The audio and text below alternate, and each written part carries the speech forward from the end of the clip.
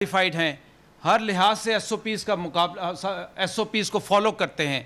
جب آپ کا کوئی جہاز ٹیک آف کرتا ہے تو سب سے پہلے انجینئرز جب اس کو کلیئر کرتے ہیں تو پائلٹ اس پہ دستخط کرتا ہے اس لاگ بک پہ کہ یہ جہاز کلیئر ہے, ٹیکنیکلی یہ کلیئر ہے اور میں اس جہاز کو ٹیکنیکلی ایکسیپٹ کرتا ہوں. یہ جہاز بھی انہی جہازوں کی طرح A320 جہاز تھا جو کہ ون آف دا سیفسٹ ہے آج کی انڈسٹری میں. اس پہ سارے چیکس پروسیجرز ان پلیس تھے. جو میرے پاس ڈیٹا ہے میں آپ کو ڈیٹا بھی شیئر کر دیتا ہوں کہ اس جہاز کا ایک میجر چیک ہوتا ہے جس کو اے چیک کہتے ہیں, الفا چیک. وہ الفا چیک مارچ 2020 میں ہوا. اس کے لینڈنگ گیئرز, انجنز کی ساری inspections as per routine, as per S O P ساری طے ہوئیں اور کوئی چیز پینڈنگ نہیں تھی. الحمدللہ کوئی چیز پینڈنگ نہیں تھی. ساری سرٹیفکیشن میرے پاس ڈیٹیل ہے جو کہ ہم آپ کو انشاءاللہ وہ بھی مہیا کریں گے. سو ٹیکنیکلی, آپریشنلی, اور ایک ہی آپ کو پتہ ہے آج کل فلائٹیں جہاں ہم 100 فلائٹیں کرتے تھے وہاں صرف 10 فلائٹیں اڑ رہی ہیں اور پورا کیبن کرو, میرے پائلٹ, سب آپریشنلی, ایڈمنسٹریٹولی ہر چیز ان پلیس تھی.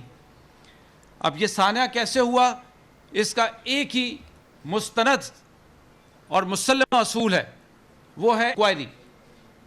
اس سے پہلے آپ میرے سے پوچھیں, آپ میرے چیف ٹیکنیکل آفیسر سے پوچھیں, آپ میرے چیف فلائٹ سیفٹی آفیسر سے پوچھیں, تو یہ کوئی کسی قسم کی آپ کو فرم سٹیٹمنٹ نہیں دے سکتے.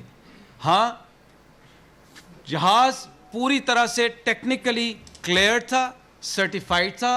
اور یہ میں آپ کو ایک اور یقین دلانا چاہتا ہوں, الحمدللہ رب العالمین, پچھلے ایک سال میں ایک انٹرنیشنل صافہ سیفٹی انڈیکس ہوتا ہے, وہ اس وقت پی آئی اے کا پوری ہسٹری میں سب سے بہتر تھا, لوئسٹ تھا, انڈسٹری میں لوئسٹ تھا الحمدللہ. تو میں کوئی جسٹیفیکیشن نہیں دے رہا, لیکن میں اپنے میرے مجاہد شہید ہوئے, میرے شہری شہید ہوئے. سو میں نے اپنے آپ کو اپنی سورس سرچنگ کرنی ہے اور آئندہ بھی جاری رہے گی. سو اس کا سر ایک ہی طریقہ ہے, اور وہ طریقہ یہ ہے کہ ایک شفاف انکوائری ہوگی جس میں پی آئی اے کا کوئی رول نہیں ہوگا, جس میں سول ایویشن کا کوئی رول نہیں ہوگا. یہ انکوائری بین الاقوامی مسلمہ اصول کے مطابق ایویشن منسٹری پرائم منسٹر کی اجازت سے مرتب کرے گی, جو کہ اس وقت سمری اپروو ہو رہی ہے, اور وہ انسپیکٹرز آ کے اس کو انسپیکٹ کریں گے. جو ہمیں خبر ہے, میڈیا پہ لوگ کہہ رہے ہیں یہ شر پھیلانے والی باتیں, یہ فساد پھیلانے والی باتیں, اور وہ ان شہیدوں کے لواحقین کے ساتھ مذاق کے مترادف ہے. سو میں سب سے درخواست کروں گا, اپنے میڈیا سے درخواست کروں گا, اور چند لوگ جو اس وقت اپنے آپ کو ایکسپرٹ گن رہے ہیں, میری میڈیا سے درخواست ہے ان ایکسپرٹوں کو, ان عہدیداروں سے خدا کے لیے متنبہ رہیں, خبردار رہیں.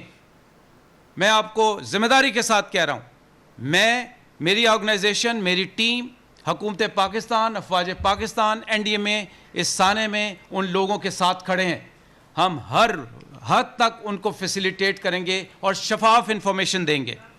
انسپیکشن ہوگی, انکوائری ہوگی, انکوائری کے فیکٹس اور فگرز سامنے آئیں گے, جو کہ میری بھی ذمہ داری ہے اور آپ لوگوں کا حق ہے کہ ہم آپ کو وہ شفاف انفارمیشن ساری مہیا کریں. سو ابھی کے مطابق جہاز ٹیکنیکلی, آپریشنلی, ایڈمنسٹریٹولی اپنے شیڈول کے مطابق 99 لوگوں کے ساتھ, جس میں کچھ کرو کے ممبرز تھے, کچھ مسافر تھے, آتا ہے اور اسٹیبلش کرتا ہے اپنے آپ کو فائنل لینڈنگ اپروچ پہ. اور فائنل لینڈنگ اپروچ پہ وہ پائلٹ رپورٹ کرتا ہے کہ میں ہر لحاظ سے لینڈنگ کے لیے تیار ہوں. یہ سننے کے بعد اس کو سول ایویشن کے جو کنٹرولر ہیں وہ کہتے ہیں آپ آئیں اور لینڈ کر جائیں. جب وہ لینڈنگ کے لیے آتے ہیں اس کے بعد وہ گو راؤنڈ کرتے ہیں. اس گو راؤنڈ کی وجہ کوئی کسی قسم کی شکوک و شبہات نہ رکھیں. یہ ہمارے پاس فلائٹ ڈیٹا ریکارڈر ہوتا ہے, بلیک باکس ہوتا ہے جس میں ہر چیز سامنے آ جاتی ہے. یہ جہاز گو راؤنڈ کرتا ہے, اس کے بعد وہ کال دیتے ہیں کہ میں دوسری اپروچ کے لیے اپنے آپ کو اسٹیبلش کروں گا. جب وہ دوسری اپروچ کے لیے اسٹیبلش کرتے ہیں تو وہاں پہ ان کے ساتھ کچھ ہوا ہے جس کی جب تک فلائٹ وائس ریکارڈر اور ڈیٹا ریکارڈر نہیں آ جاتا یہ سب ابہام رہیں گے.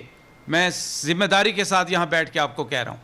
سو جیسی وہ آ جائے گا ہمیں پتہ چلے گا کیا اس میں کوئی ٹیکنیکل مسئلہ ہوا, کیا اس میں کوئی اور مسئلہ ہوا, کوئی آؤٹ سائڈ کوئی ایکٹیویٹی ہوئی ہے, برڈ ہٹ ہوئی ہے, کیا ہوا.